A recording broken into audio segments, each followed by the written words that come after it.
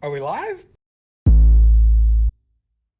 right, so today on AFI podcast, we are talking with Justin Thompson because he has made the transition from employee, greenhorn, new man, and staff to actually going to a management role.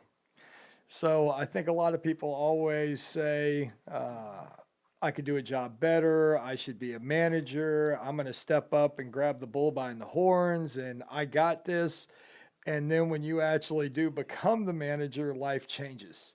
So in this podcast, he has freshly had this occur. So I want to hear his side of the story going from the guy to the man. All right. So what is the biggest difference you've seen from going from one to the other? All right. Well, when you're an employee, it's easy to talk, and it's easy to say, well, we need to do this, we need to do that. How come, this reoccurs, or why are you doing that? But from now seeing from a manager's point of view, it's like, dang, there's a lot more than just putting a bottle in a box, because you got to go down from, you got to check on your employees, you got to make sure they're doing what they're supposed to be doing, you got to make sure the samples go out, you got to do tracking, you got to do this, you got to run around, make sure everyone's on the same page as you, because if not, then stuff falls through, and stuff falls through. It's not like... So there's not someone else to blame. Yeah, you can't blame anyone else, because at the end of the day... You're over the department. I'm the manager of the department, so anything that goes wrong with anyone in that lab, it's gonna fall on me. So if an employee screws something up, an employee's late, no one cares. No one cares. Did the sample ship? Did it go out when it was supposed to? Is tracking in the system? Was customer notified? That's it. But there's definitely a lot. Me learning, though, I've only been into the position for a few days now, and definitely I can see a lot of change, but I can definitely see a lot of things falling off the plate. Exactly. So you're like, that? I wasn't responsible for that. Yeah, and then, someone else was responsible. Yeah, for that. Why is that my job? Why isn't Susan over there doing her job? Then you realize you sit there and think like, all right, well, at the end of the day, it's not her fault. You're the manager now. You got to take care of the backfall. So if there's any error with, anything in there, you have to fix it. You can't just be, all right, well, I'm going to go to this person. That's their problem. Like, no, now it's my problem. So being a manager means that half the day you don't really do anything. You just kind of play on your phone because all the workers are working. Isn't that what everybody always thinks? Oh, my manager does nothing. The employees do all the work. Is that the case? Nah, that's not the case. That's not the case. So, like, if you're sitting there and you come in, just a lab, and you see her running around or she's on her phone for 2 or 3 seconds, you're like, man, she doesn't do anything. What's going on? But now sitting back, it's like she's taking 3 or 4 seconds just to breathe, and then she's running back 100 miles an hour going, just a big circle all day. But she's doing stuff and she's being productive. I never saw it like that. So because you're in charge... So if someone's workstation's dirty, is that on the employee or is that on you? So if you go in there and you gotta we make it where in the lab your station needs to be clean before you go to lunch. Yeah, it's on me. It's on me. Okay. Yeah, it's on me. So now I walk in and something's out of place. It's not organized correctly. Is that the lab tech or is that you? It's on me. Just get ready. Just keep saying it's on me. It's on me. So, I'm still learning right now. Like, I'm just like, man, what? You know what? I can't say that. All right, let me show you the right way. This is what we're doing moving forward, and I'll leave it there. Okay, so if we know that you are responsible for everything good and bad that happens in that department because you're the manager. Yeah. Right? What is crucial for you to get hold of that department? Definitely one thing I'm learning is I was with these people in the department for over a year. So me running through my head, before I was the manager, I was like, man, I'm friends with these people. Like, these are my friends. And it's like, now since I'm manager, I'm going to have to take control and, write people up, this and that. That's one thing that was kind of going through my brain. But now looking back, if it's fact and I know this is a way that it was supposed to be done, but I already told you 2 or 3 times, then I can't feel bad about it. But we're friends. So, I mean, you could look over that because I don't need to clean my station. I don't need to do 10 batches a day because we're friends. You should look over that.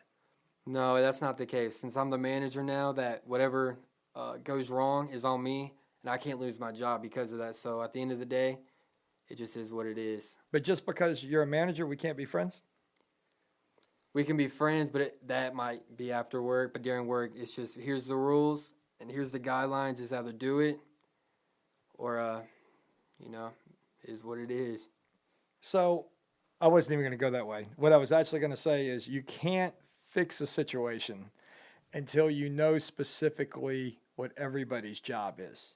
Yeah. So if I had 4 techs, I knew they were compounding, I didn't really know who was responsible to clean the beakers or who was to file something or who was to put something back in the library. So before you're a manager, you may know things get done, but you may not know who actually does them. Agreed. Because you just kind of see things are taken care of, and you figure just because you're a manager, all those things will still be taken care of. So then all of a sudden you walk into the bathroom and let's say someone didn't clean the bathroom and it was just disgusting. Yeah. Well, because you were not manager, you just figured, okay, the manager is going to come in there and find out who did it and make them clean the bathroom. Now you're that guy who has to figure out who cleaned the, you see what I'm saying? Yeah. No, that's how that works. Like today I'm sitting there and I was packaging, just the packages, get them out the door. Yep. I noticed that it was out of peanuts and I'm like, but that's so-and-so's job. And I was like, wait a second. Nah, I guess I need to go fix that. I need to go fill the peanut thing back up. Like I just totally forgot. I was like, man, why isn't this filled? But again, though, that's on me. Like, I'm still learning and it's all still adjusting. But overall, it's more than putting a bottle in a box. There's a lot more to it. I kid you not. Okay, so you being a manager and one of your employees destroying the bathroom, now all of a sudden that's your responsibility. Before you were manager, it wouldn't be your responsibility. You'd just be like, oh, someone's going to handle that and they're going to take care of it. Agreed. Now that's your job. Yeah. Right? Like, so I'm sitting there like, so let's just say something goes wrong, right? Or it doesn't go my way, or it's just totally like, why would you do that?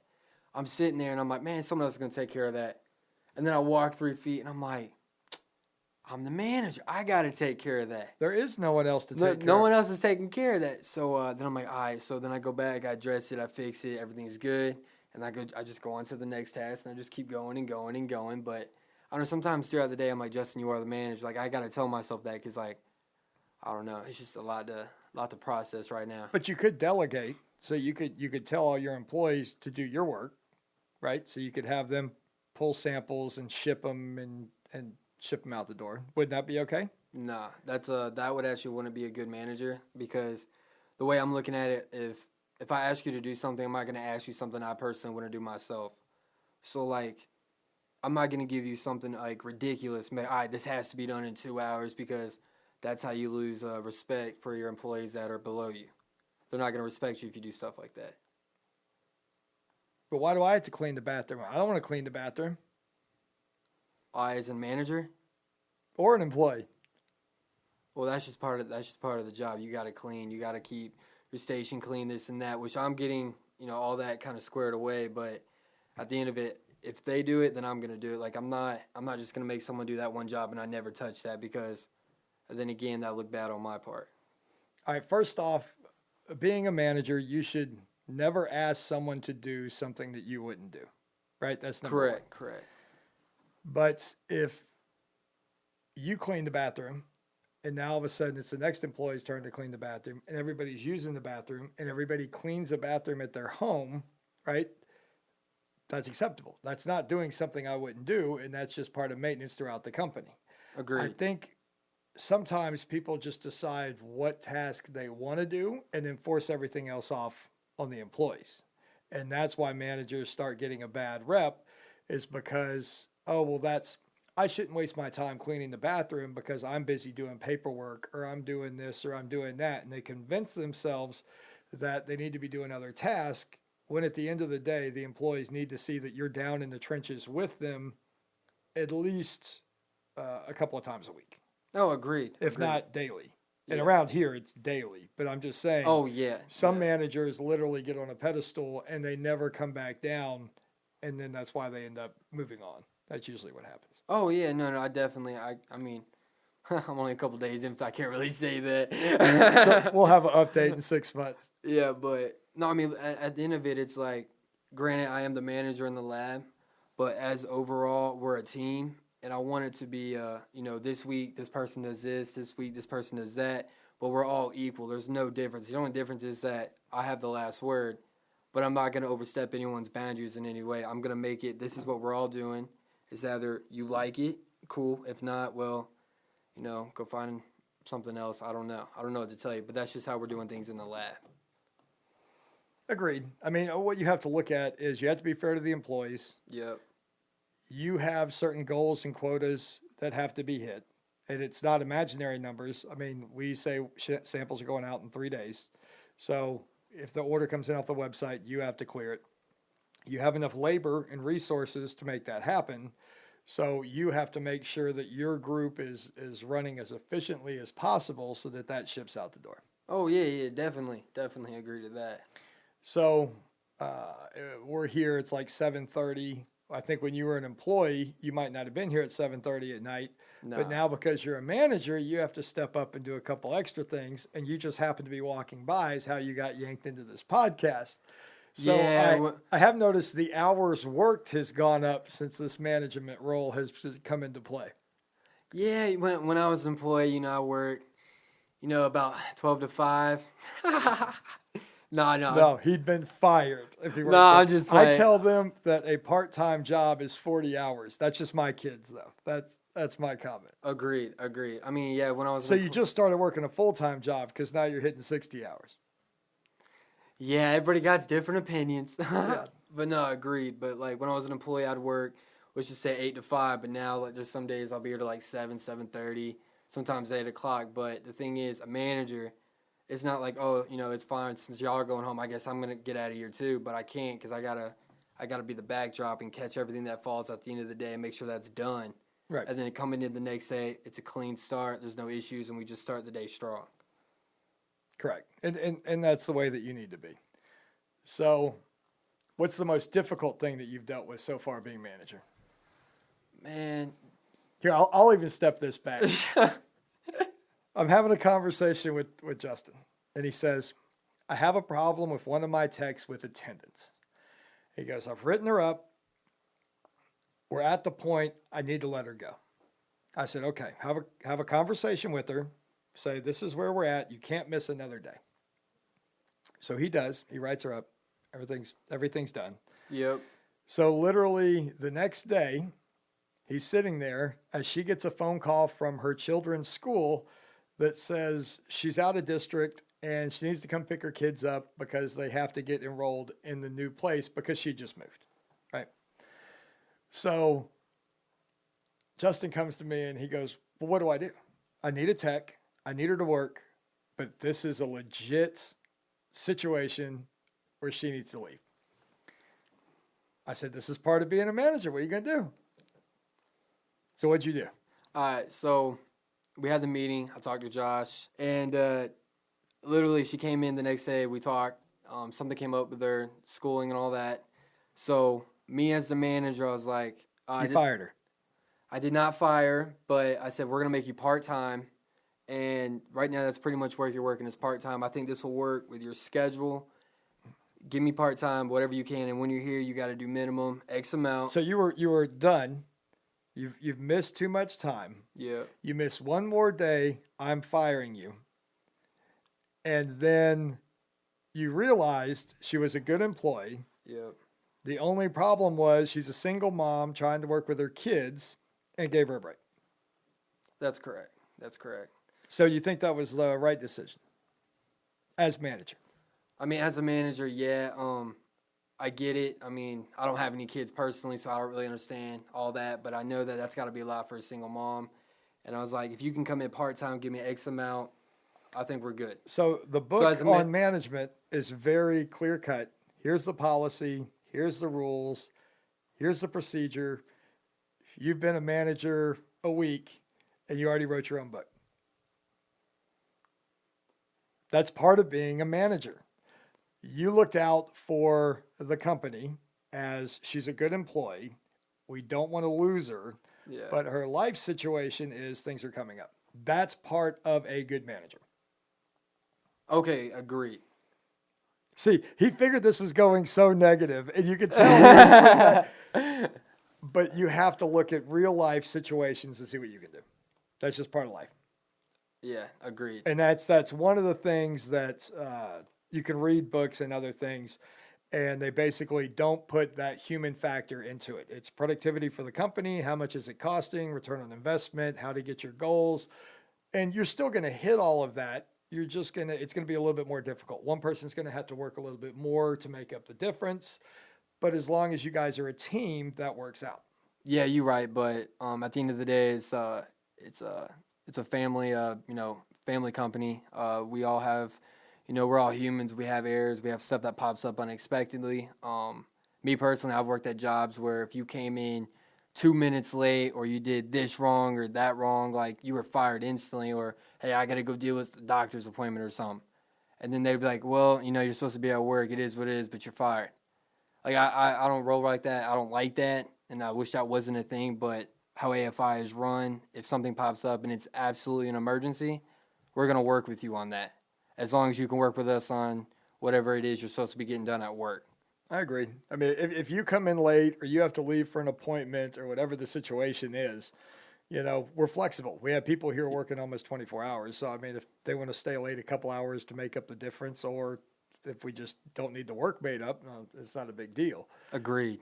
But we try to make that flexibility available to the managers so that they can make those decisions. No, I agree to that. Yeah.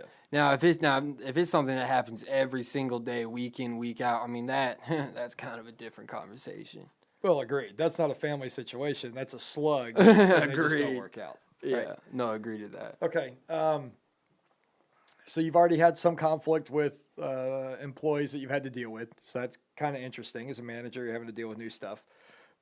Productivity, you're having to make sure that they get stuff out the door. Do you have any problems with any of that? As of right now, hit X amount. This is what you got to do every day. There's been a couple people, and it's either they got to fill bottles, or they're doing this, or they're doing that, or they're taking too many breaks. So that's something that I'm trying to square away, where it's like, no, I don't need you to do this. Don't worry about that. But the thing is, they were doing that previously for the old manager, and I didn't know that. So if they're doing these jobs and everything else, I'm like, okay, well, scratch that out. You need a compound. If you got to fill bottles on your stations, go ahead. But everything you did after that is meaningless. Like, eliminate that. You don't have to do that no more. I'll take care of that, but make sure you're compounding 10 a day. Okay. So you're trying to say you're the new sheriff in town, and here's the new rules. And I mean, if you want to call me Woody, you can call me Woody, but, it is what it is. But also, we are a team, though, that, one thing we're all, we are definitely a team. Have you had, I'm just trying to think of being a new manager, what type of stuff comes up. So you have any attendance issues with anybody you've had to have conversations with? As of right now, everyone's pretty much on time every day. I can count on everyone, but there actually is, scratch what I just said. There's one person in there I'm kind of working with, but she's working with us. Besides that, everyone else in their attendance is pretty good. Okay. Have you seen anybody taking pictures of you and like scribbling your face out or anything, or drawing horns on you, or? Nah, I'm trying anything. If I see that, I'm just like, I look the other way and I just smile. Interesting. But as of right now, no, not at all. So the transition from employee to manager, would you do it again? Definitely I would do it again. When you're coming from an employee to a manager, if you think that if you're not organized as an employee, but when you become a manager, you have to be organized. You have to be having your notes. You got to make sure everything's good on the computer. You're pretty much anything. You're going to be a very organized person, because you can't be a manager unless you're organized. Because if not, that's when stuff starts falling through. When stuff starts falling through, people come to you and they need answers immediately. And you're like, hold on, let me go through everything on my desk. You can't run like that. It's not effective at all. Well, how do you know if stuff's falling through? All right, so if someone comes to me and they have a question about whatever it should be, if it takes, to me, the way my mindset is right now, what I'm trying to train myself is, if I can't answer that in 30 seconds, I need to figure out why I couldn't answer that in 30 seconds. Because I know your time's valuable. I know you got stuff going on. Like, I don't need to waste anyone else's time. Like, here's your answers, do what you need with it, and then, you're on your way. That's kind of how I'm trying to make sure things are getting ran in the lab. That's good. So if I come to you with a question about your department, Yeah. I better get an answer because you're manager over that department. Correct. That's valid. That's it. Good luck. So you've been doing it for a couple of weeks. Hopefully you'll handle this for months and years, and we're all good with Mr. Thompson over the lab. Oh, agree. No, it's going to be a definitely good year coming up. I'm just excited for the upcoming years. I'm ready to see what else AFI has to offer, though. Well, the orders are coming. Sample Orders are requests have doubled. definitely coming. I can let you know about that. So for his department, this is definitely, the samples have to go out before people buy product. So if our samples are doubling and tripling, which is basically what they currently are, that Yep. means that feeds into our production, because the more samples is the more big orders. Well, our production is already up by a massive number. So that means if this next wave's coming, yes, 2020 is going to be a very interesting year. So the podcast will have more entertainment. Oh, goodness. Bring it on, 2020. Follow us on social media. We out.